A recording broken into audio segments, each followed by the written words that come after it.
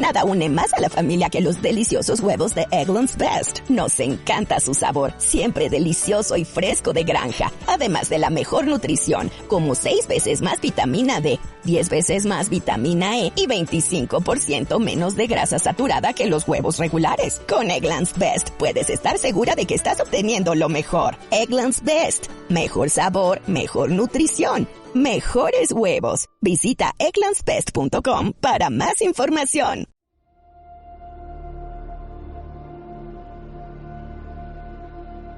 La luna deslumbrante asoma entre los árboles. La oscuridad de la noche lo inunda todo. Y una tenue niebla comienza a aparecer. Adéntrate en el bosque. Busca el árbol viejo. Siéntate a su lado. Ponte cómodo, cierra los ojos y escucha la historia que traen hasta ti las criaturas de la noche. Bienvenidos. Estos son los cuentos del bosque oscuro.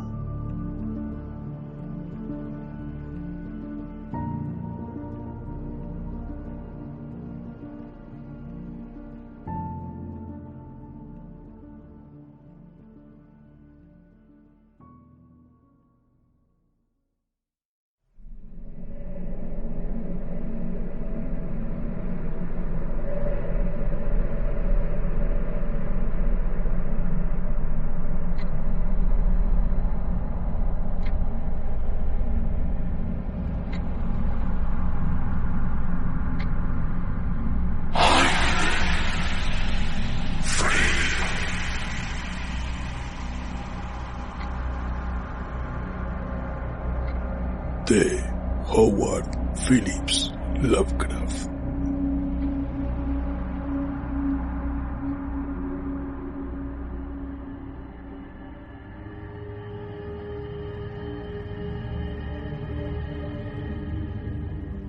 Me piden que explique por qué temo las corrientes de aire frío, por qué tiemblo más que otros al entrar en una habitación fría. Parece como si sintiera náuseas y repulsión cuando el fresco viento del ocaso se desliza entre la calurosa atmósfera de un apacible día otoñal. Según algunos, reacciono frente al frío como otros lo hacen frente a los malos olores, impresión que no negaré. Lo que haré es referir el caso más espeluznante que me ha sucedido, para que ustedes juzguen en consecuencia si constituye o no una razonada explicación de esta particularidad. Es una equivocación creer que el horror se asocia íntimamente con la oscuridad, el silencio y la soledad. Yo lo sentí en plena tarde, en pleno ajetreo de la gran urbe y en medio del bullicio propio de una destartalada y modesta pensión, en compañía de una prosaica patrona y 2 fornidos hombres. En la primavera de 1923 había conseguido un trabajo rutinario y mal pagado en una revista de la ciudad de Nueva York. Y viéndome imposibilitado de pagar un sustancioso alquiler, me mudé de una pensión barata a otra que reuniera las cualidades mínimas de limpieza, un mobiliario decente y un precio lo más razonable posible. Pronto comprobé que no quedaba más remedio que elegir entre soluciones malas, pero tras algún tiempo recalé en una casa situada en la calle 14 Oeste, que me desagradó bastante menos que las otras en las que me había alojado hasta entonces. El lugar en cuestión era una mansión de piedra rojiza de 4 pisos, que debía datar de finales de la década de 1840 y provista de mármol, cuyo herrumbroso y descolorido esplendor era muestra de la exquisita opulencia que debió tener en otras épocas. En las habitaciones, amplias y de techo alto, empapeladas con el peor gusto, había un persistente olor a humedad y a dudosa cocina. Pero los suelos estaban limpios, la ropa de cama podía pasar, y el agua caliente apenas se cortaba o enfriaba, de forma que llegué a considerarlo como un lugar cuando menos soportable para invernar hasta el día en que pudiera volver realmente a vivir. La patrona, una desaliñada y casi barbuda mujer española apellidada Herrero, no me importunaba con habladurías, ni se quejaba cuando dejaba encendida la luz hasta altas horas en el vestíbulo de mi tercer piso.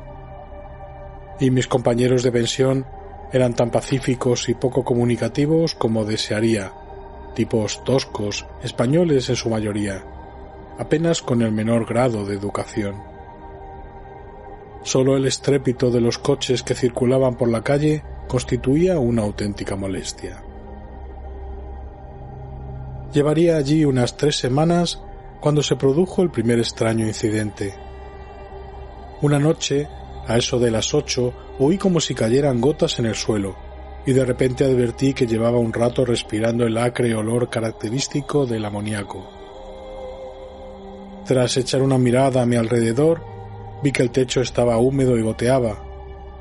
La humedad procedía, al parecer, de un ángulo de la fachada que daba a la calle. Deseoso de cortarla en su origen, me dirigí apresuradamente a la planta baja para decírselo a la patrona, quien me aseguró que el problema se solucionaría de inmediato. «El doctor Muñoz», dijo en voz alta mientras corría escaleras arriba delante de mí, «ha debido derramar algún producto químico. Está demasiado enfermo para cuidar de sí mismo. Cada día que pasa está más enfermo, pero no quiere que nadie lo asista. Tiene una enfermedad muy extraña. Todo el día se lo pasa tomando baños de un olor espantoso y no puede excitarse ni acalorarse. Él mismo se hace la limpieza. Su pequeña habitación está llena de botellas y de máquinas, y no ejerce de médico. Pero en otros tiempos fue famoso. Mi padre oyó hablar de él en Barcelona, y no hace mucho le curó al fontanero un brazo que se había herido en un accidente. Jamás sale. Todo lo más se le ve de vez en cuando en la terraza, y mi hijo Esteban le lleva a la habitación la comida, la ropa limpia, las medicinas y los preparados químicos. Dios mío, hay que ver la sal de amoníaco que gasta ese hombre para estar siempre fresco. La señora Herrero desapareció por la escalera y yo volví a mi habitación. El amoníaco dejó de gotear y mientras recogía el que se había vertido y abría la ventana para que entrase el aire, oía arriba los macilentos pasos de la patrona. Nunca había oído hablar al doctor Muñoz, a excepción de ciertos sonidos que parecían más bien propios de un motor de gasolina. Su andar era calmo y apenas perceptible. Por unos instantes me pregunté qué extraña dolencia podía tener aquel hombre y si su obstinada negativa a cualquier auxilio proveniente del exterior no sería sino el resultado de una extravagancia sin fundamento aparente. Hay, se me ocurrió pensar, un tremendo patos en el estado de aquellas personas que en algún momento de su vida han ocupado una posición alta y posteriormente la han perdido. Tal vez no hubiera conocido nunca al doctor Muñoz de no haber sido por el ataque al corazón que de repente sufrí una mañana mientras escribía en mi habitación. Los médicos me habían advertido del peligro que corría si me sobrevenían tales accesos y sabía que no había tiempo que perder. Así pues, recordando lo que la patrona había dicho acerca de los cuidados prestados por aquel enfermo al obrero herido, me arrastré como pude hasta el piso superior y llamé débilmente a la puerta. Mis golpes fueron contestados en buen inglés por una extraña voz, situada a cierta distancia a la derecha de la puerta, que preguntó cuál era mi nombre y objeto de mi visita. Aclarados ambos puntos, se abrió la puerta contigua a la que yo había llamado. Un soplo de aire frío salió a recibirme a manera de saludo, y aunque era uno de esos días calurosos de finales de junio, me puse a tiritar al traspasar el umbral de un amplio cuarto, cuya elegante decoración me sorprendió. Una cama plegable desempeñaba ahora su diurno papel de sofá, y los muebles de caoba, lujosas cortinas, antiguos cuadros y añejas estanterías hacían pensar más en el estudio de un señor de buena crianza que en la habitación de una casa de huéspedes. Pude ver que el vestíbulo que había encima del mío lleno de botellas y máquinas a la que se había referido la dueña, no era sino el laboratorio del doctor, y que la principal habitación era la espaciosa pieza contigua a éste, cuyos confortables nichos y amplio cuarto de baño le permitían ocultar todos los aparadores y engorrosos ingenios utilitarios. El doctor Muñoz, no cabía duda, era todo un caballero culto y refinado. La figura que tenía ante mí era de estatura baja, pero extraordinariamente bien proporcionada, y llevaba un traje formal. Un rostro de nobles facciones, de expresión firme aunque no arrogante, adornada por una recortada barba de color gris metálico y unos anticuados quevedos que protegían unos oscuros y grandes ojos coronando una nariz aguileña, conferían un toque moruno a una fisonomía por lo demás predominantemente celtibérica.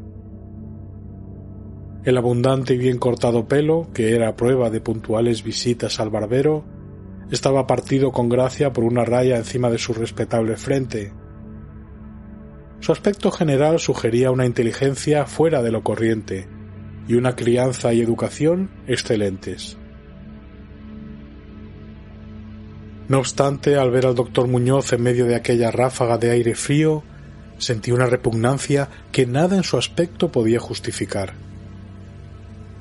Sólo la palidez de su tez y la extrema frialdad de su tacto podrían haber proporcionado un fundamento físico para semejante sensación, e incluso ambos defectos eran excusables habida cuenta de la enfermedad que padecía aquel hombre.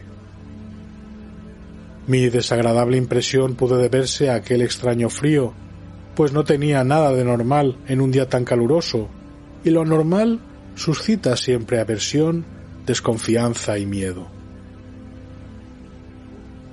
Pero la repugnancia cedió ante la admiración, pues las extraordinarias dotes de aquel singular médico se pusieron al punto de manifiesto, a pesar de aquellas heladas y temblorosas manos por las que parecía no circular sangre. Le bastó una mirada para saber lo que me pasaba, siendo sus auxilios de una destreza magistral.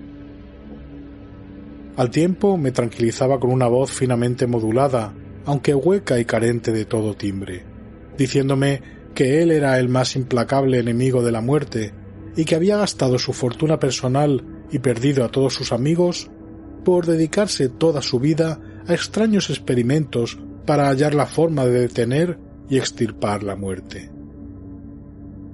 Algo de benevolente fanatismo parecía advertirse en aquel hombre, mientras seguía hablando en un tono casi locuaz al tiempo que me auscultaba el pecho y mezclaba las drogas que había cogido de la pequeña habitación destinada al laboratorio hasta conseguir la dosis de vida. Evidentemente, la compañía de un hombre educado debió parecerle una rara novedad en aquel miserable antro, de ahí que se lanzara a hablar más de lo acostumbrado a medida que rememoraba tiempos mejores.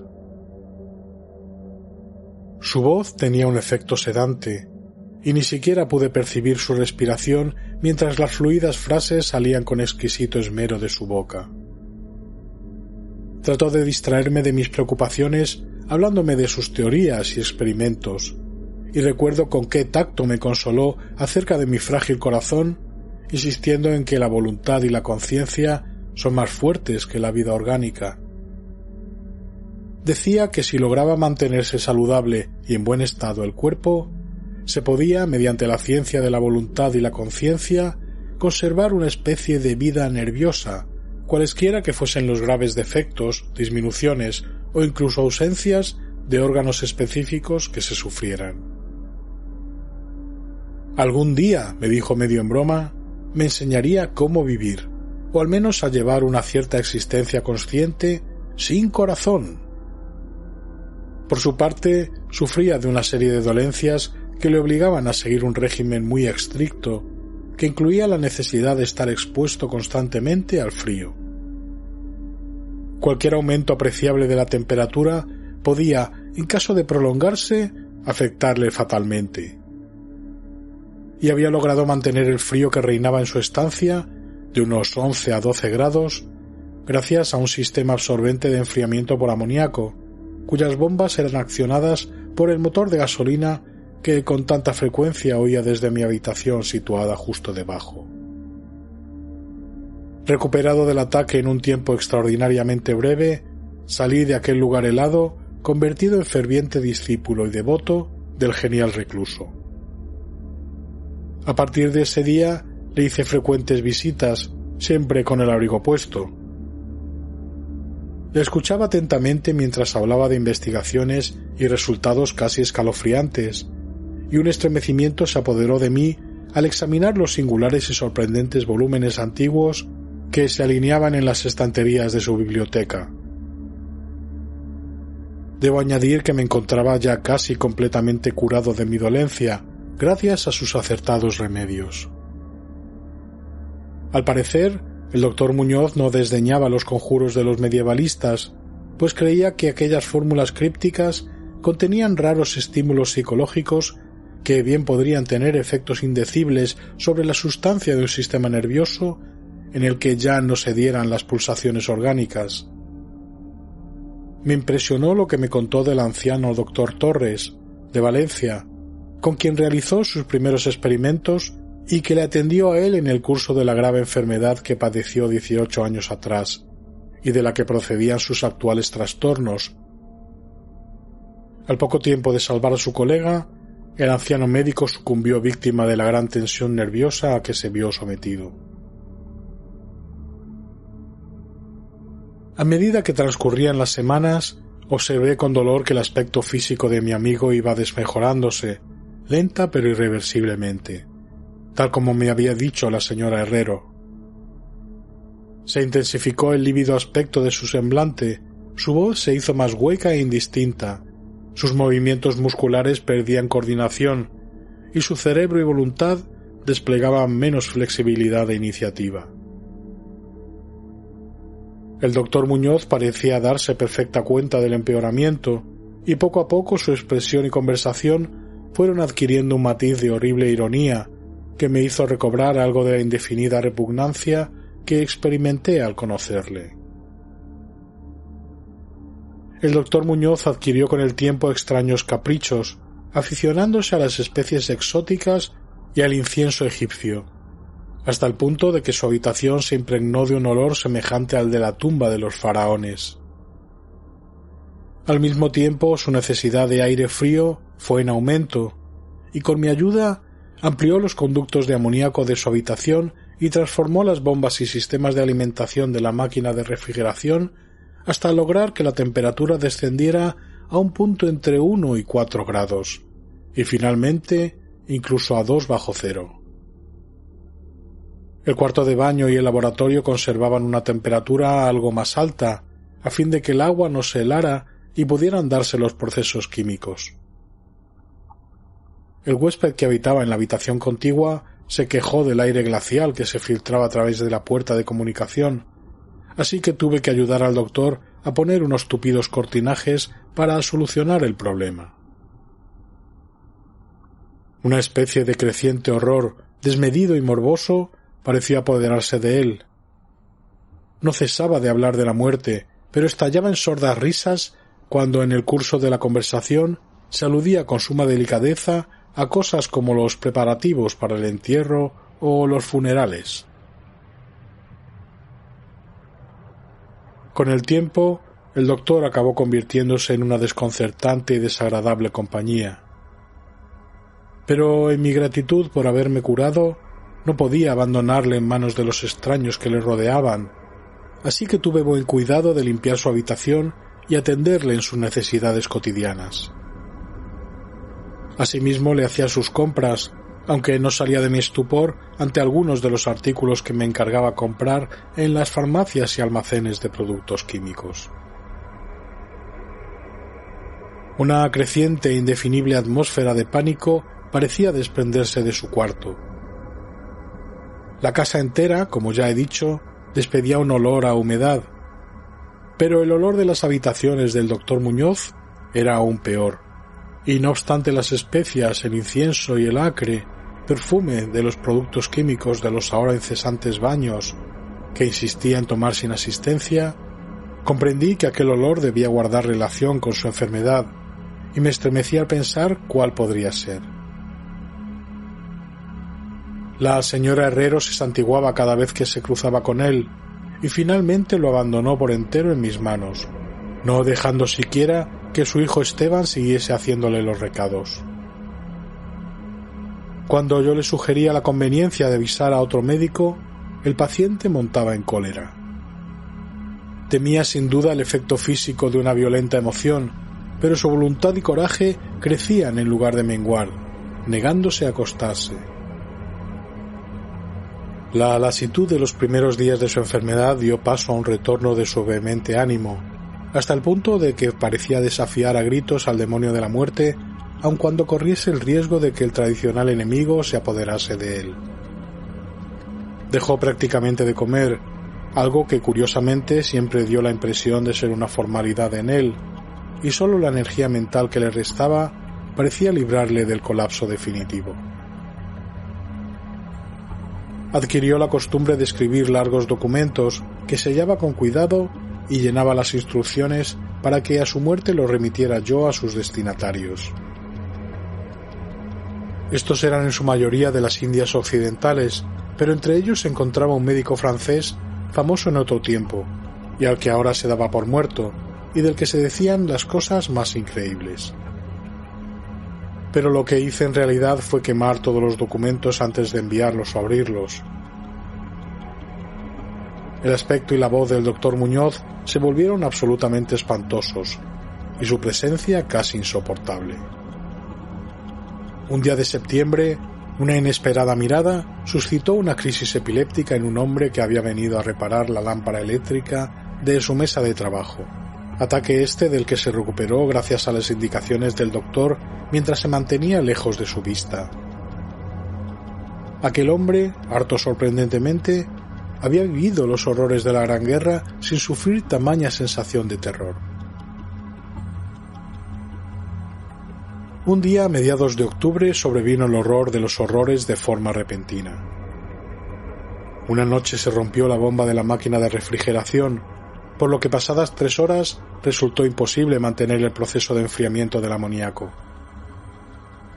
El doctor Muñoz me avisó dando golpes en el suelo, y yo hice lo imposible por reparar la avería, mientras mi vecino no cesaba de lanzar imprecaciones.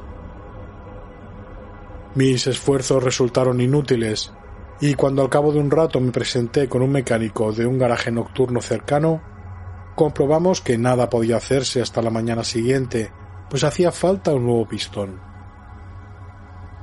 La rabia y el pánico del moribundo ermitaño adquirieron proporciones grotescas, dando la impresión de que fuera a quebrarse lo que quedaba de su debilitado físico, hasta que en un momento dado un espasmo le obligó a llevarse las manos a los ojos y precipitarse hacia el cuarto de baño. Salió de allí a tientas con el rostro fuertemente vendado y ya no volví a ver sus ojos. El frío reinante en la estancia empezó a disminuir de forma apreciable, y a eso de las 5 de la mañana el doctor se retiró al cuarto de baño, al tiempo que me encargaba que le procurase todo el hielo que pudiera conseguir en las tiendas y cafeterías abiertas durante la noche. Cada vez que regresaba de alguna de mis desalentadoras correrías y dejaba el botín delante de la puerta cerrada del baño, podía oír un incansable chapoteo dentro y una voz ronca que gritaba «¡Más! ¡Más!». Finalmente amaneció un caluroso día y las tiendas fueron abriendo una tras otra. Le pedí a Esteban que me ayudara en la búsqueda de hielo mientras yo me encargaba de conseguir el pistón. Pero, siguiendo las órdenes de su madre, el muchacho se negó en redondo. En última instancia contraté los servicios de un haragán, a fin de que le subiera al paciente hielo de una pequeña tienda, mientras yo me entregaba con la mayor diligencia a la tarea de encontrar un pistón para la bomba y conseguir los servicios de unos obreros competentes que lo instalaran. La tarea parecía interminable y casi llegué a desalentarme al ver cómo transcurrían las horas yendo de acá para allá sin aliento y sin ingerir alimento alguno. Serían las 12 cuando, muy lejos del centro, encontré un almacén de repuestos donde tenían lo que buscaba, y aproximadamente hora y media después llegaba a la pensión con el instrumental necesario y 2 fornidos y avezados mecánicos. Había hecho todo lo que estaba en mi mano y solo me quedaba esperar que llegase a tiempo. Sin embargo, un indecible terror me había precedido. La casa estaba totalmente alborotada y por encima del incesante parloteo de las voces pude oír a un hombre que rezaba con voz profunda. Algo diabólico flotaba en el ambiente, y los huéspedes pasaban las cuentas de sus rosarios al llegar hasta ellos el olor que salía por debajo de la trancada puerta del doctor.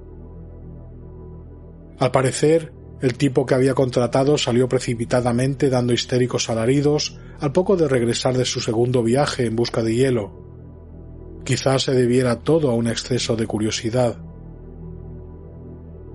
En la precipitada huida no pudo desde luego cerrar la puerta tras de sí, pero lo cierto es que estaba cerrada, y a lo que parecía desde el interior. Dentro no se oía el menor ruido, salvo un indefinible goteo lento y espeso.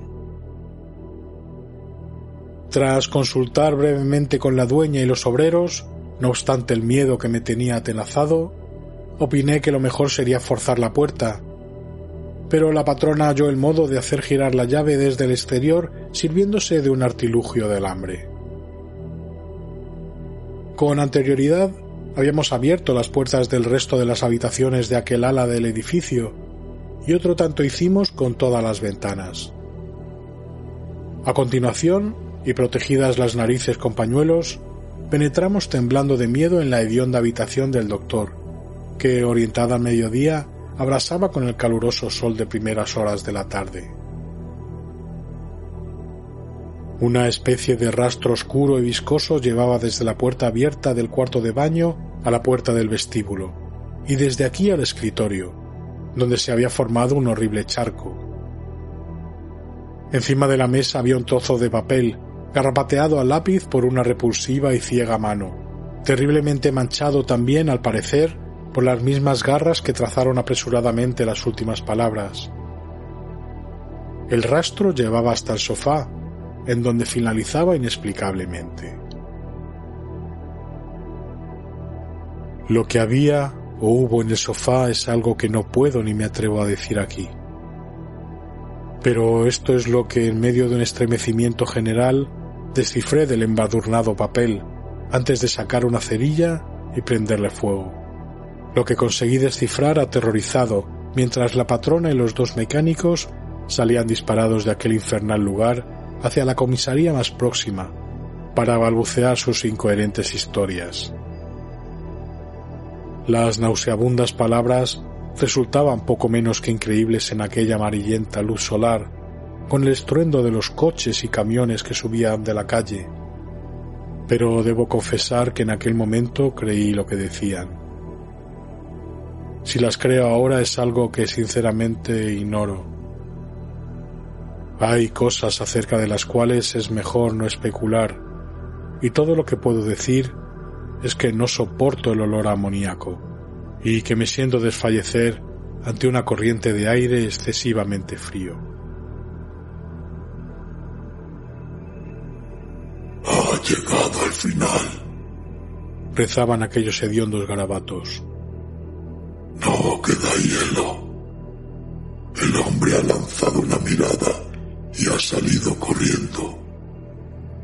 El calor aumenta por momentos y los tejidos no pueden resistir. Me imagino que lo sabe, lo que dije sobre la voluntad, los nervios y la conservación del cuerpo una vez que han dejado de funcionar los órganos. Como teoría era buena, pero no podía mantenerse indefinidamente. No conté con el deterioro gradual. El doctor Torres lo sabía, pero murió de la impresión. No fue capaz de soportar lo que hubo de hacer. Tuvo que introducirme en un lugar extraño y oscuro cuando hizo caso a lo que le pedía en mi cara, y logró curarme. Los órganos no volvieron a funcionar, tenía que hacerse a mi manera, pues, ¿comprende? Yo fallecí en aquel entonces, hace ya 18 años.